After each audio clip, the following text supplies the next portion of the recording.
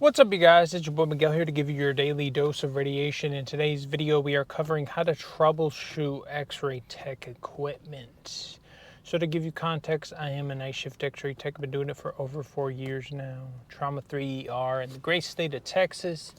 So depending on what kind of machine you use, if it's Fuji, if it's EG, you run into different problems.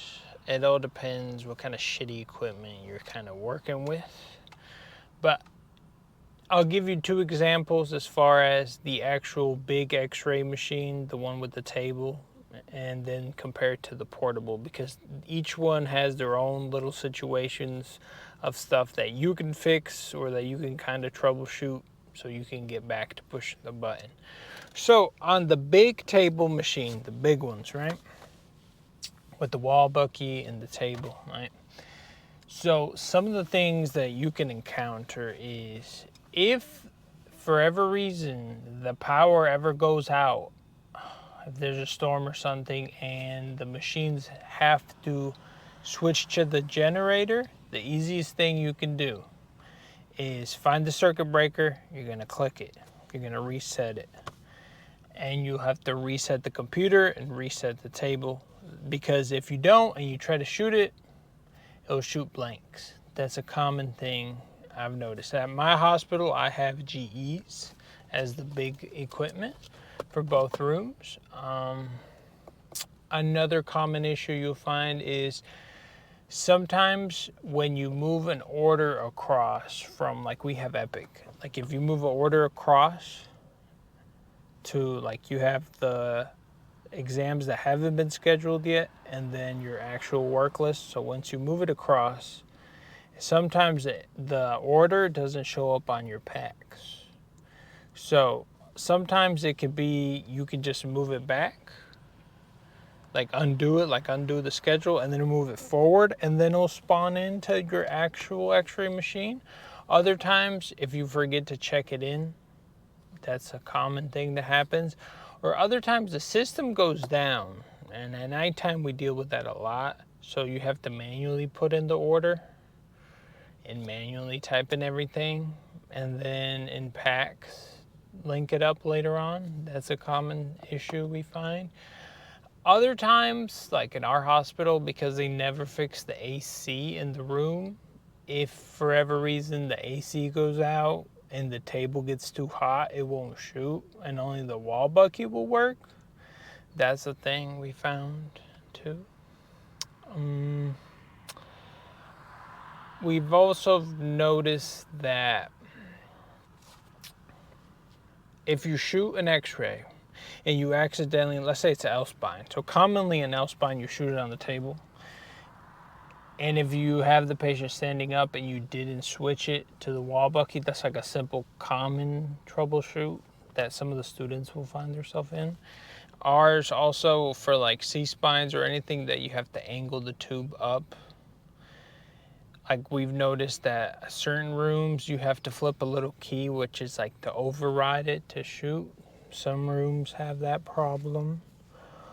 Let's see what else for those rooms. Sometimes the images won't send across because of either network, or if you, it's mainly the network. Sometimes you gotta like push the images again.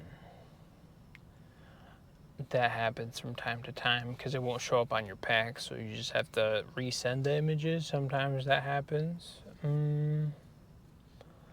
What else?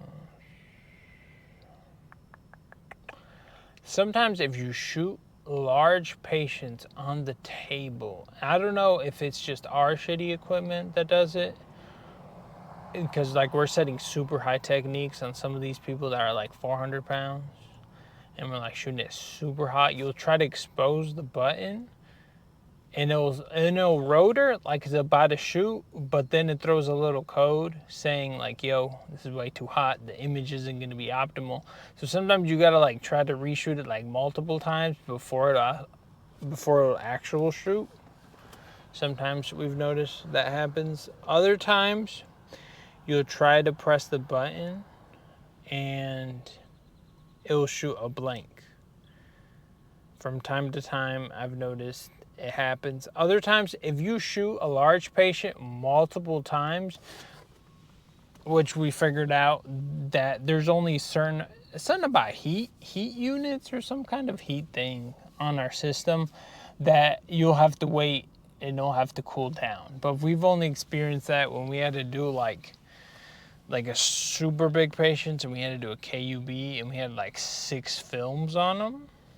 By like the last 2, it made us wait a little cool down before it could shoot. Apparently we overused the equipment, like it overheated or I'm not sure what, but that's something you run into.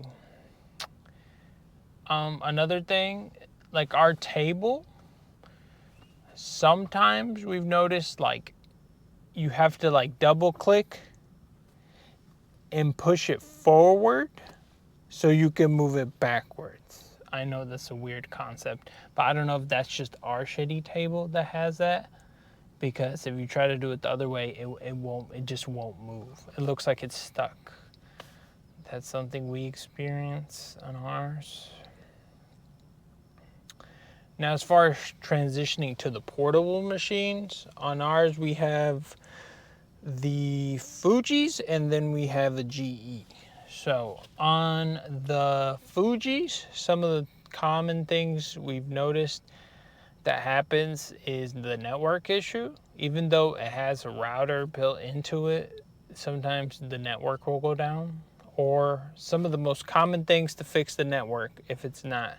Usually, like you can shoot the image, but it won't send it to the PACS. So the most common thing that we notice when it's like network doesn't work is just move the portable around and then refresh the network on it, and then sometimes that works. Other times, like at night, I've noticed over when it becomes midnight or the next day, sometimes the network goes, something with the portable and the network, it doesn't work.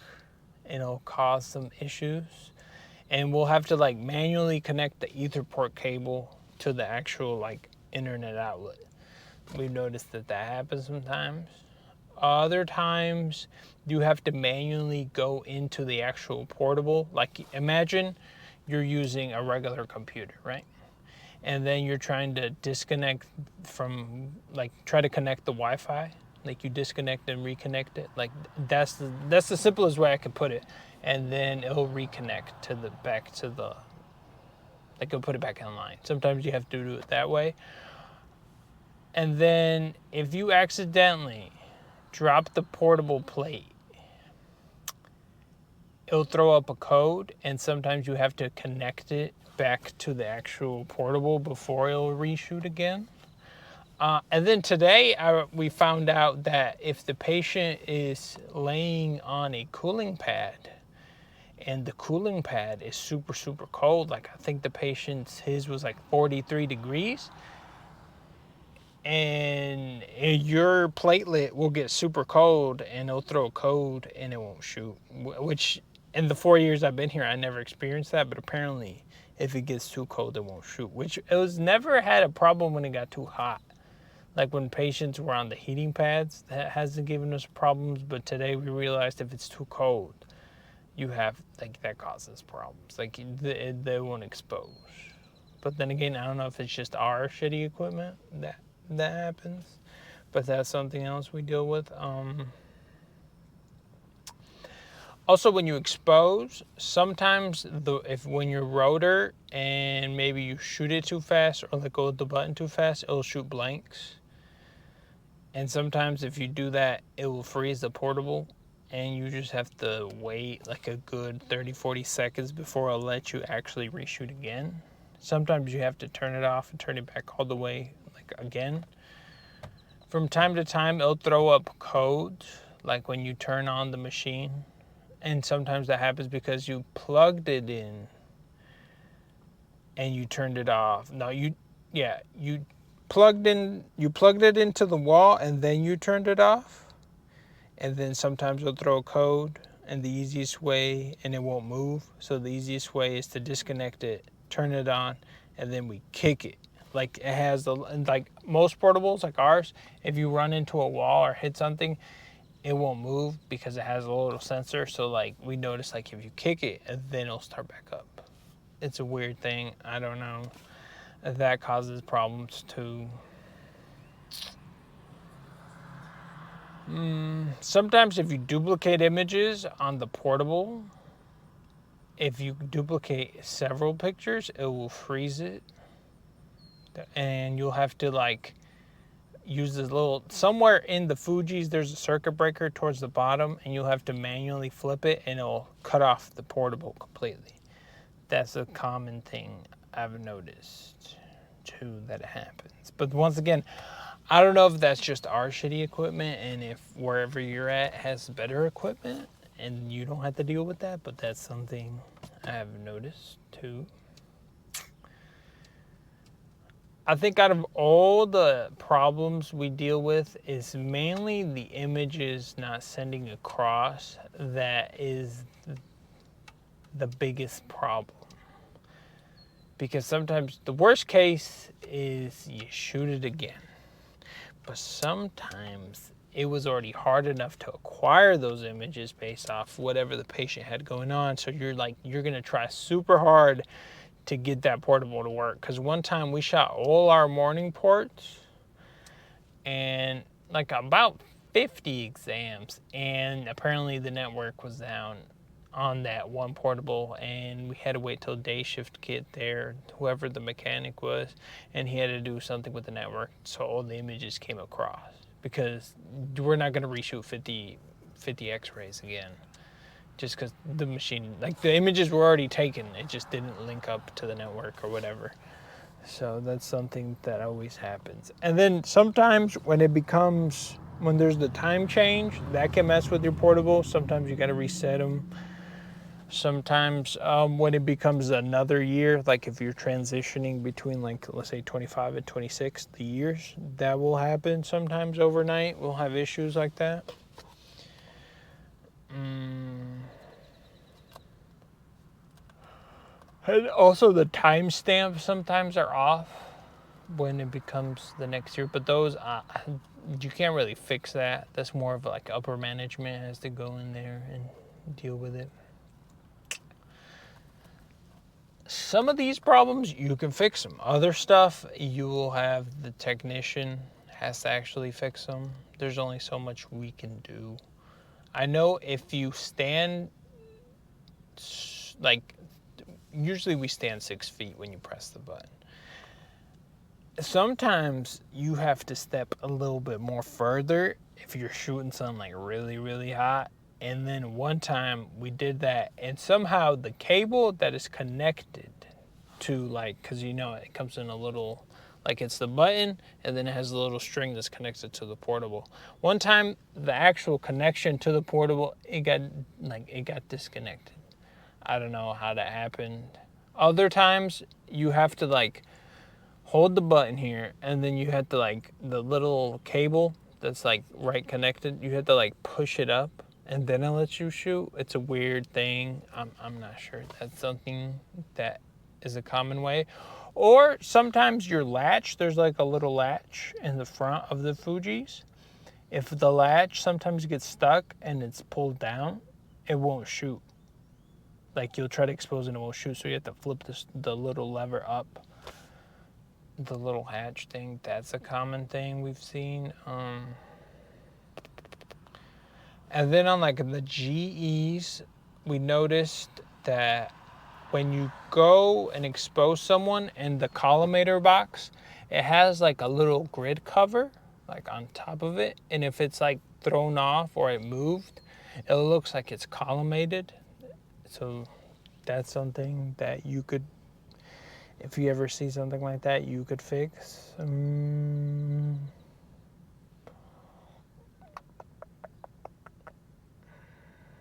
That's all. That's about it. So once again, all this knowledge, once again, it all depends. Maybe you will never experience none of this, and wherever you're at, you don't have shitty equipment and it works perfectly. Or you can ask one of your veteran techs. They will probably know more and probably can tell you how to fix some of the stuff. The worst thing that can happen is you're in the trauma and it stops working, or you're there troubleshooting, and certain stuff just takes too long to fix or to figure out, and you just hope to God the other portable works or has battery, and you just switch to the next one. Like, that's the best case you could do. Because like the worst case we've had was that everything went down and all we had was like a little PD board on the GE, and where we were just there looking at it, we're like, well, I hope we don't get anything besides just extremities where it could fit in a little tiny board, because like somehow all the machines went down and it was just literally the tiny little platelet. That was the only thing working. And it was at the end of our shift, and I mean, the technician came in and started looking at what was going on, and it was something inside internally, and he started to fix them all. But that was like the worst case situation we had. We had to do like one chest, and we had to like shoot it 3 times because we had to like move the baby platelet to get all the chest. But that's like the worst case situation on that. Or you can just bring them back and like do the portables, like just laying down on the table, because I think our tables were working, because sometimes they will go down. Like a few times, all the big X-ray tables, they've gone down, which causes problems with the doctor, telling them, hey, all we have is portable, and certain exams can't be done because they're gonna look bad. Times we have that.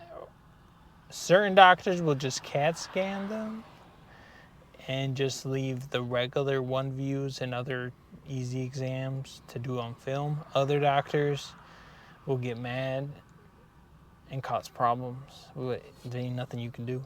So then upper management has to get involved. But that's about it. We'll see you on the next one.